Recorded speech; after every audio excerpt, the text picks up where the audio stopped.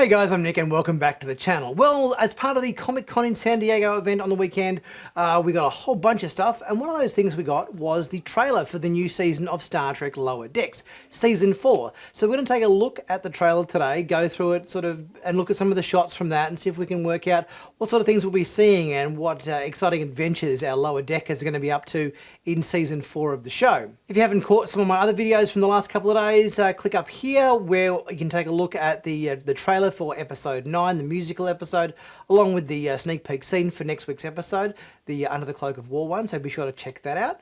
And without further ado, let's have a look at some of the scenes from our Season 4 Star Trek Lower Decks trailer and see what it has to offer for the new season. At the edge of the universe. Starfleet intercepted a distress call command thinks could be related to the recent attacks. At the brink of destruction. The attacks have all been non-Federation ships, but now someone's targeting Starfleet. They're sending the Cerritos? I guess we're finally getting some respect. Man, I have to start with holodeck waste removal. Blech. Your odor will be repulsive. Is it just me, or does the guy doing the voiceover in this trailer sound very much like Jonathan Frakes? I know it isn't Jonathan Frakes, but geez, the kind of vibe and tone and everything of the voiceover guy does certainly sound like he's definitely channeling a distinctive Jonathan Frakes kind of vibe. It seems like we've got a mystery attacker as a threat for this season. Obviously there's some sort of alien probe or something out there destroying a lot of ships.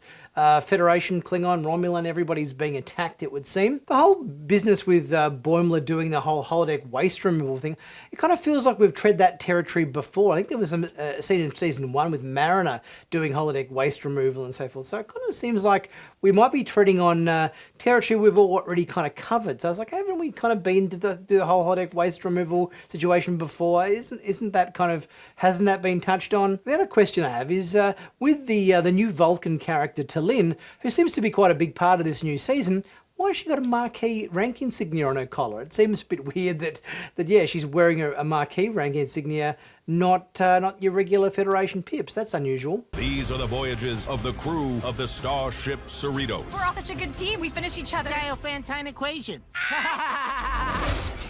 Don't get too used to this kind of work. Promotions are coming up, and I think you'll be very happy. Wait, really? As long as nothing goes sideways today.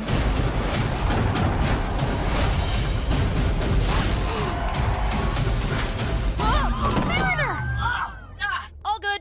I love it, actually. All part of the ambiance. It seems like our heroes are having a bit of adventure on the Ferengi homeworld of Ferenginar this episode. We've got what appears to be Tendi and Rutherford in some sort of honeymoon hotel there on Ferenginar, posing as newlyweds perhaps.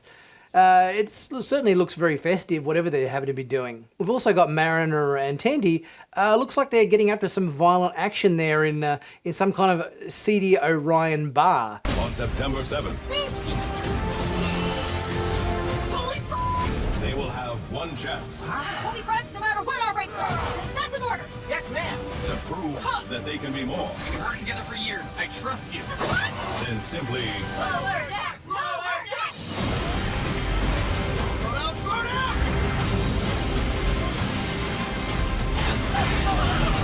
I love this completely wrong shot of Shax and Ransom doing the, I guess the exercises and the stretches like we saw Beverly and Deanna doing back in Season 1, I think it was, of Next Generation. Yeah, it was kind of a bit wrong when Beverly and Deanna was doing it, but it's even more wrong now with Shax and Ransom doing it. In the same leotards, mind you. It looks like Badgie is back. We've got some Badgie action here based on this shot here in the trailer. And it looks like the Lower Deckers have done some sort of modifications to a shuttlecraft, putting an old style NX-01 grappler on the front of it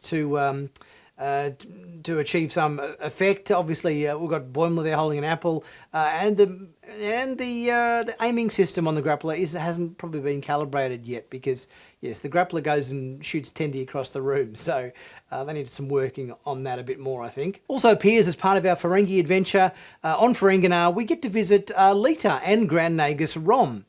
This is clearly a Lita and obviously holding the staff of the Grand Nagus was Rom, who took over the role of Grand Nagus at the end of DS9. So Yeah, it'd be good to see Lita and Rom again in this episode. We also see a bunch of Orions here being very piratey, swinging down on ropes, wearing kind of puffy shirts and brandishing swords. Geez, if they want to get away from this whole pirate stigma, they need to stop behaving like pirates, because yes, this is about as piratey as you can get. Also seems like they're doing some work on an abandoned or crashed runabout. Or maybe it's the same type of starship that Seven of Nine's parents crashed, the Raven, I think it was called. And it also seems like we've got Mariner and Boimler doing some work at, I guess it must be the Fleet Museum, Geordie's Fleet Museum, because we know that after Voyager got back, it ended up being one of the ships, as we saw in Star Trek Picard Season 3, as one of the ships at the Fleet Museum. And it appears we've got Boimler and Mariner on Voyager here. We've got like a mannequin in the background pretending to be kind of Tom Paris, or a mannequin dressed up like Tom Paris. And then we've obviously got one of these macrocosm aliens, like we saw in the Macrocosm Voyager episode, where we had these kind of, life forms that grew rapidly and everything. They must have missed one, because obviously we had them being fought off in the Voyager episode, but maybe one of those suckers just managed to hide itself in a Jeffrey's tube or power conduit somewhere, because it appears like we've got one of those on the loose in this episode, continuing on from that Voyager Macrocosm episode. Dude, this is nothing compared to, that Pike thing we aren't supposed to talk about. A new season of Star Trek Lower Decks. Oh man, am I in the game? Move along home. Alamarain, count to 4. And the trailer ends with the very cheesy and very cringeworthy Alamarain game from the DS9 episode. Was it Move Along Home or something, I think it was called? Where they had to all do that silly dance and the silly song to get through the puzzle. Yes, it was a bit cringy, and at least Rutherford expresses some, cringeworthy expressions in this trailer, showing that he's not particularly pleased about having to do this whole Alamarain game thing from going from DS9. So yeah. New season starts on September 7th. That means after Strange New Worlds finishes, we have about 4 weeks wait before the new season of Star Trek Lower Decks starts. So not too long to wait. Looks like a fun season. Guys, if you haven't subscribed to Sci Fanatics yet, be sure to do so. Click on that big subscribe button to stay current and up to date with all the latest Star Trek news on YouTube. And if you haven't checked out my merch, in the merch store, heaps of hoodies and mugs and caps and you name it, everything there. Bargain prices, check them out, help support the channel as well. Much appreciated. And I'll be back super soon with my next video. I'll see you guys soon.